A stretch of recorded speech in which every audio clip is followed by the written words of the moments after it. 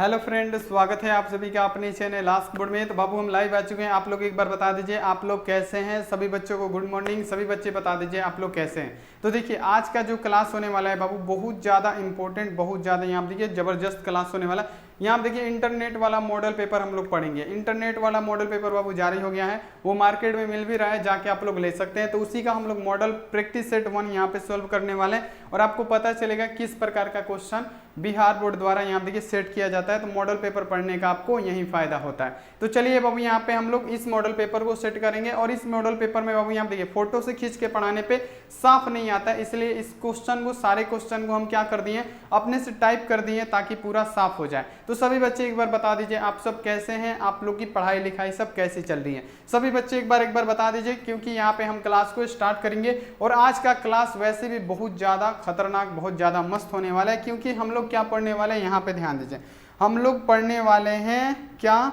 तो हम लोग पढ़ने वाले हैं क्लास 12। यहाँ देखिए बिहार बोर्ड क्लास 12 के लिए यहाँ देखिए एग्जाम के लिए केमिस्ट्री का मॉडल पेपर। किसका बाबू? केमिस्ट्री का मॉडल पेपर पढ़ने वाले हैं। यहाँ आप देख लीजिए 2024 का केमिस्ट्री का मॉडल पेपर पढ़ने वाले हैं, जो आपके लिए काफ़ी ज़्यादा इंपॉर्टेंट है और इससे आपको पैटर्न का पता चलता है कि किस लेवल का क्वेश्चन आएगा। तो यहाँ देखिए ये क्वेश्चन पढ़ना आपके लिए बहुत ज़्यादा जरूरी है। तो चलिए अगर आप लोग यहाँ देखिए चैनल पर पहली बार आए हैं, चैनल को आप लोग सब्सक्राइब कर दीजिए और सब्सक्राइब करने के बाद से बेल आइकॉन यानी घंटी का निशान को दबा के ऑल पे कर दीजिए और वीडियो को लाइक नहीं किए हैं लाइक कर दीजिएगा। जितने भी स्टूडेंट वीडियो को लाइक नहीं किए हैं फटाफट आप लोग लाइक कर दीजिएगा, क्योंकि लाइक करना आपको बहुत ज़्यादा जरूरी है। शेयर भी कर दीजिए, क्योंकि शेयर भी करना बहुत ज़्यादा यहाँ देखिए इंपॉर्टेंट है। तो चलिए बाबू यहाँ देख लीजिए, अगर आप लोग व्हाट्सएप ग्रुप में नहीं जुड़े हैं, यहाँ पे देख लीजिए हम अपना व्हाट्सएप नंबर लिख देते हैं 91 35 74 20 24। आप इस पर मैसेज करके बोलिए सर हमको ग्रुप में जोड़ दीजिए, हम आपको ग्रुप में जोड़ देंगे, आप लोग जरूर जुड़ जाएगा। तो चलिए बाबू यहाँ देखिए ऑब्जेक्टिव हो रहा है, कल तो 15 अगस्त है, परसों यहाँ देखिए परसों से सब्जेक्टिव सुबह में होगा, आप लोग जरूर जुड़िएगा।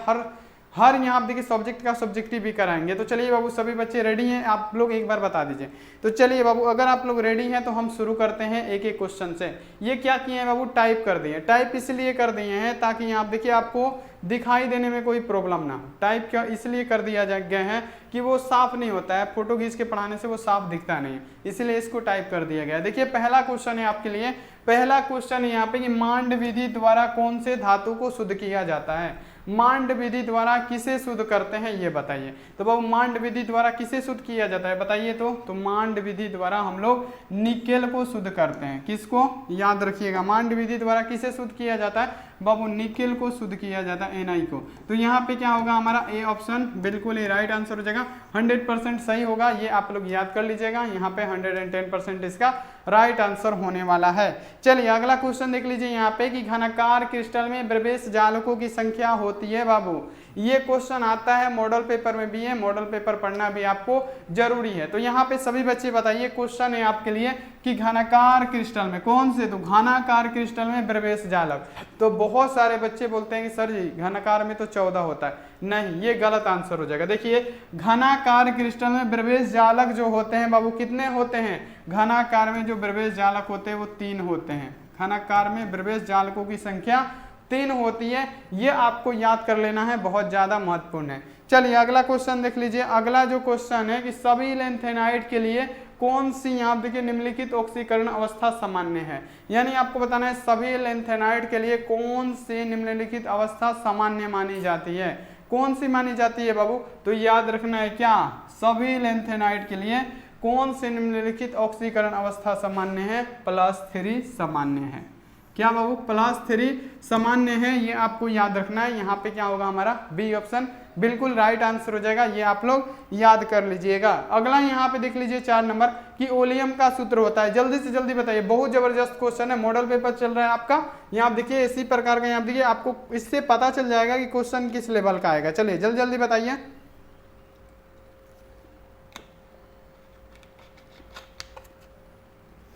बताइए बाबू यहाँ पे कि ओलियम का सूत्र क्या होता है। बाबू हम कई बार पढ़ा चुके हैं, ओलियम का सूत्र क्या होता है। तो बाबू होता है H2S2O7। ये किसका सूत्र होता है? ओलियम का होता है। ए ऑप्शन हमारा क्या होगा? राइट आंसर हो जाएगा। अगर आपसे पूछे ओलियम का सूत्र तो बाबू ओलियम का सूत्र होता है H2S2O7। ये आप लोग याद कर लीजिएगा। अगला यहाँ पे देखिए, अगला जो क्वेश्चन है आपके लिए कि जल का सूत्र क्या होता है? नल जल यानी सामान्य जल का। नल जल कहने का मतलब क्या? सामान्य जल का सूत्र क्या होता है? तो सभी बच्चे एकदम रेडी हो जाइए। आपसे पूछा गया है कि नल जल का सूत्र यानी सामान्य जल का सूत्र क्या होता है। बाबू नल जल का सूत्र यानी सामान्य जल का सूत्र होता है H2O। यहाँ पे क्या हो जाएगा, H2O हमारा क्या हो जाएगा, नल जल का सूत्र हो जाएगा। 100% राइट आंसर होगा। ये आप लोग याद रखिएगा क्योंकि ये क्वेश्चन बहुत ही इंपॉर्टेंट है, आपके फाइनल बोर्ड परीक्षा में ये सब आता है। ये क्वेश्चन को आपको याद कर लेना है। अगला यहाँ पे देखिए 6 नंबर की एल्कीन का सामान्य सूत्र होता है। जल्दी से जल्दी आंसर दीजिए। तो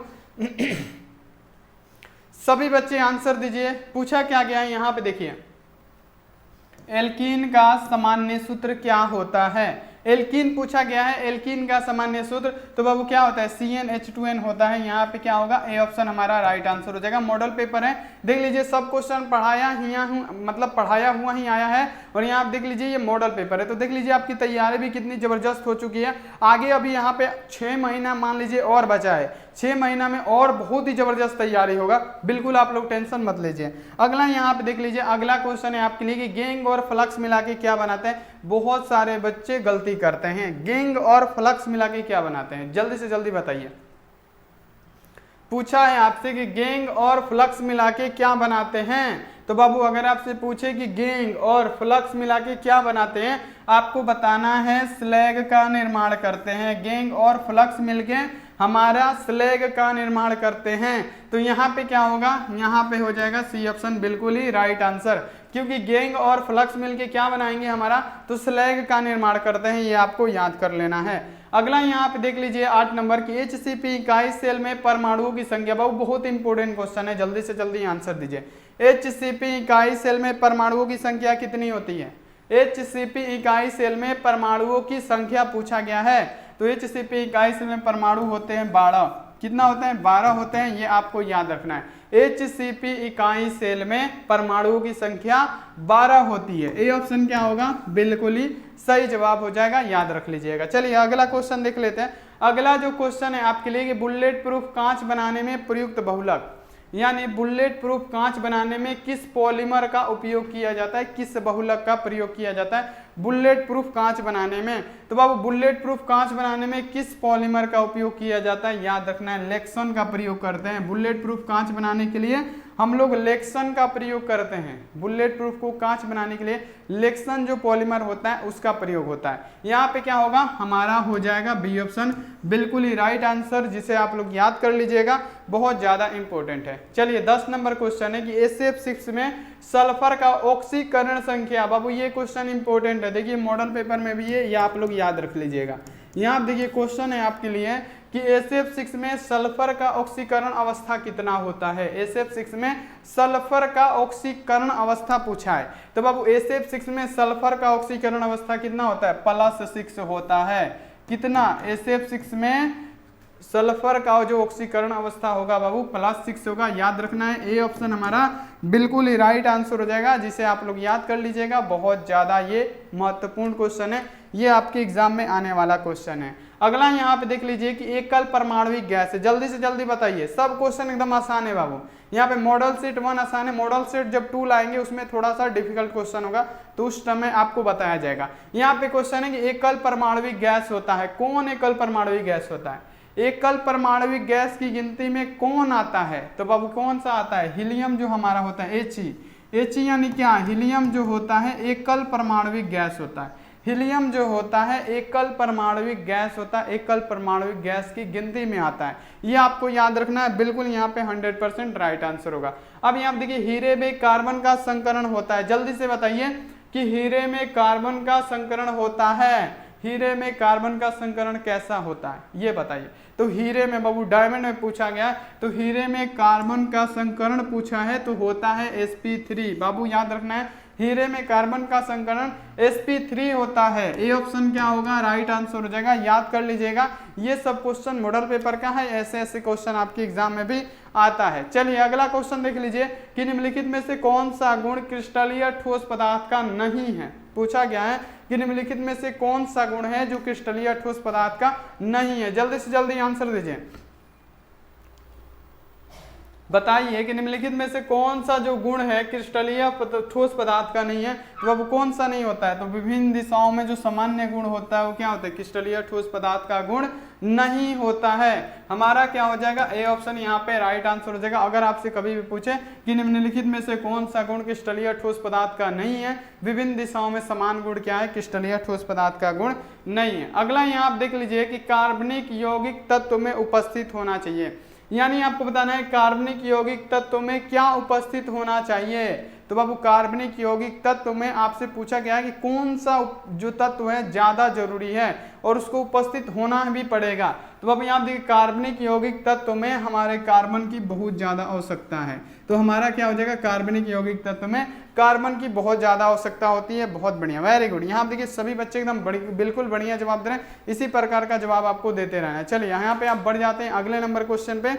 अगला जो क्वेश्चन है आपके लिए कि इथाइन में पाई बैंडों की संख्या कितनी होती है? बहुत जबरदस्त क्वेश्चन। इथाइन में पाई बैंड कितने होते हैं? कोई बताएगा बच्चा? जल्दी से जल्दी बताइए। इथाइन में पाई बैंडों की संख्या कितनी होती है? अगर ये क्वेश्चन आ जाए आपके एग्जाम में, इथाइन में पाई बैंड हमारे कितने होते हैं? इथाइन में जो पाई बैंड होते हैं ना बाबू हमारे होते हैं 2। इथाइन में पाई बैंडों की संख्या होती है 2। ये क्वेश्चन आप लोग याद रखिएगा कि इथाइन में जो पाई बैंड होते हैं उनकी संख्या होती है 2। अब यहाँ आप देखिए 16 नंबर क्वेश्चन है कि P4 चतुष्फलकीय यहाँ पे अणु में होता है। आपको बताना है P4 चतुष्फलकीय अणु में क्या होता है। P4 चतुष्फलकीय अणु में क्या होता है? तो आपको याद रखना है P4 चतुष्फलकीय अणु में क्या होता है। तो P4 चतुष्फलकीय अणु में जो होता है प्रत्येक P परमाणु 4 P से जुड़ा होता है। क्या करना है? जो प्रत्येक P परमाणु होता है 4 P से जुड़ा हुआ होता है। ये आपको याद रखना है। तो क्या हो जाएगा?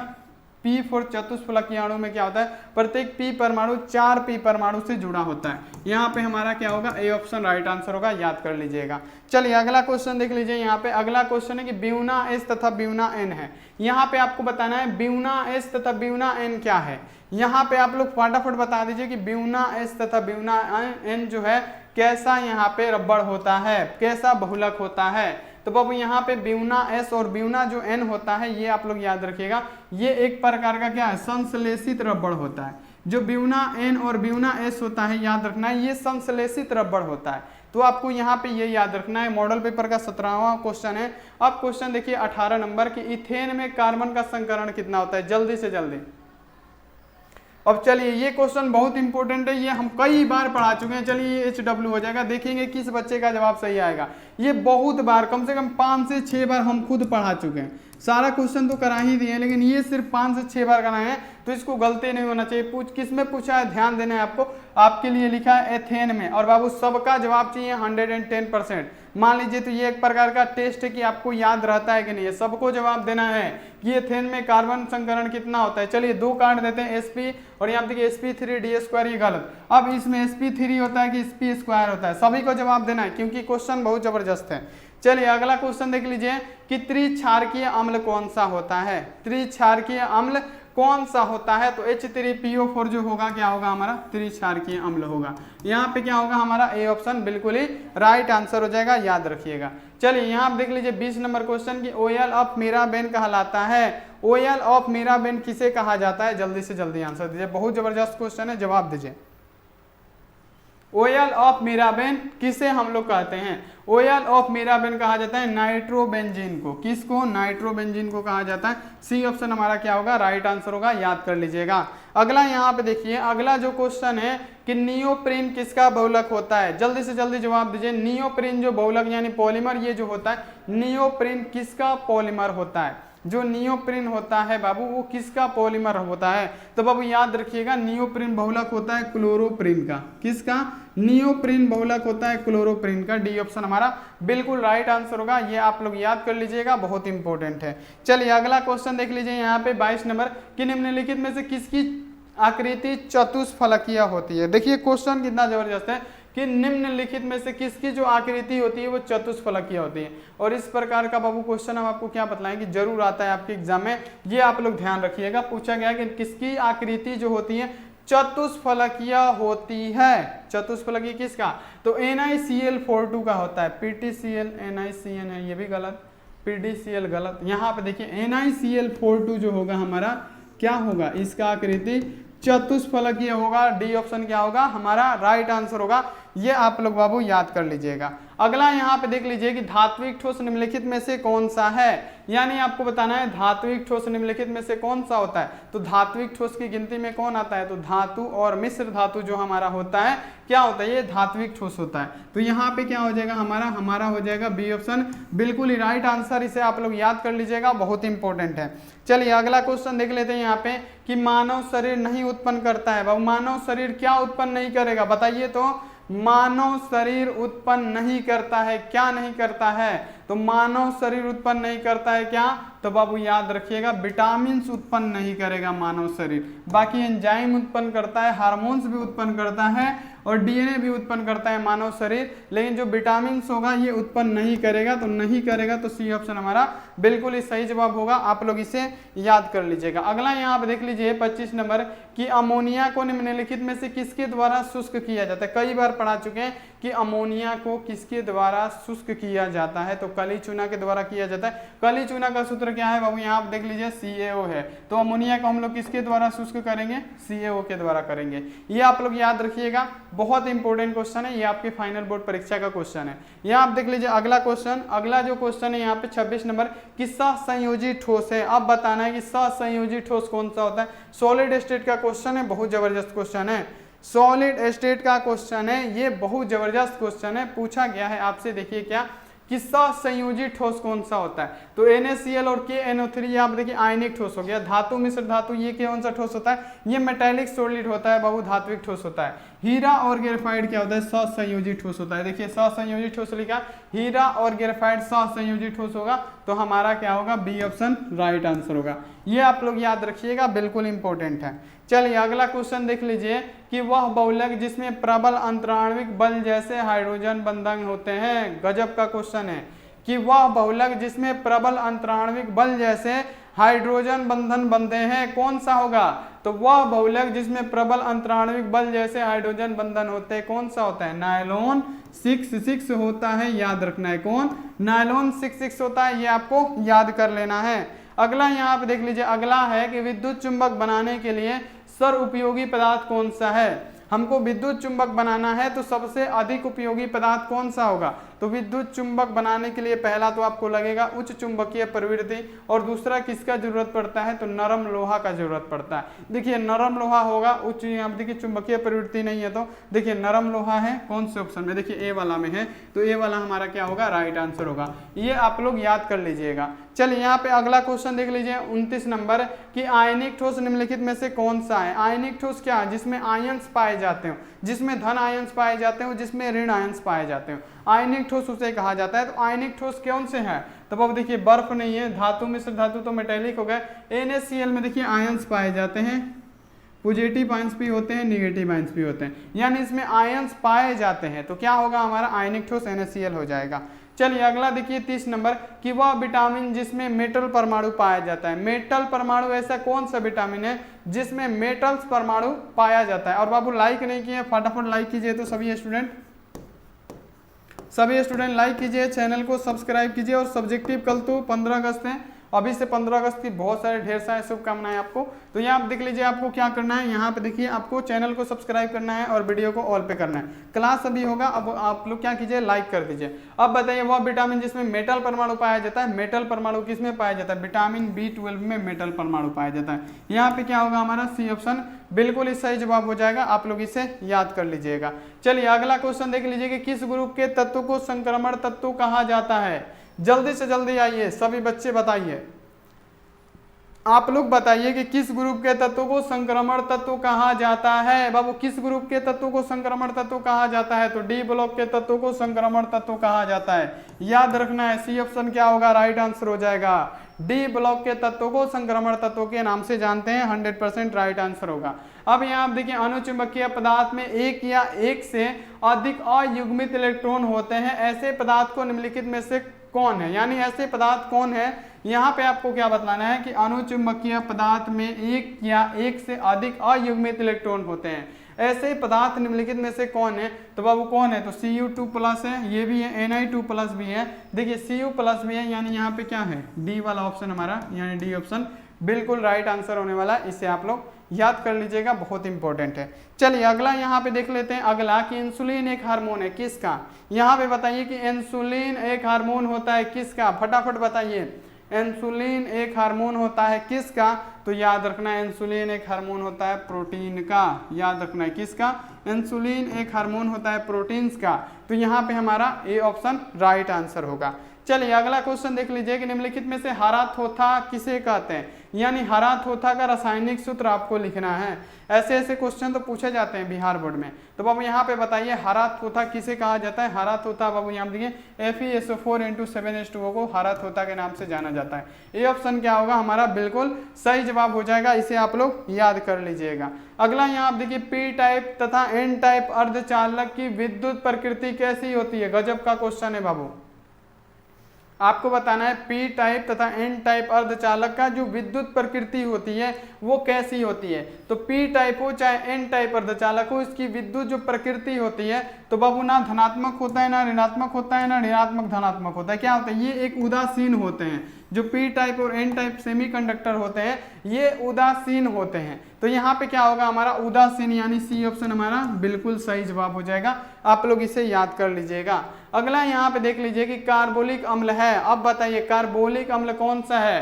कार्बोलिक अम्ल बाबू देखिए कार्बोलिक अम्ल कौन सा है, तो C6H5OH क्या है, कार्बोलिक अम्ल है। यहाँ पे हमारा ए ऑप्शन क्या हो जाएगा, राइट आंसर हो जाएगा। चलिए अगला क्वेश्चन देख लीजिए कि अमलगम का आवश्यक अवयव कौन सा है। जबरदस्त क्वेश्चन है, अमलगम का आवश्यक अवयव जल्दी से जल्दी बता दीजिए कि अमलगम के लिए आवश्यक अवयव कौन सा होता है। अमलगम के लिए बाबू याद रखिएगा, अमलगम के लिए आवश्यक अवयव Hg यानी पारा होता है। ए ऑप्शन हमारा बिल्कुल ही सही जवाब होगा, अमलगम के लिए आवश्यक अवयव पारा होगा। अब देखिए यहाँ पे अगला क्वेश्चन कि निम्नलिखित में से कौन प्रथम कोटि अभिक्रिया के वेग स्थिरांक की इकाई है।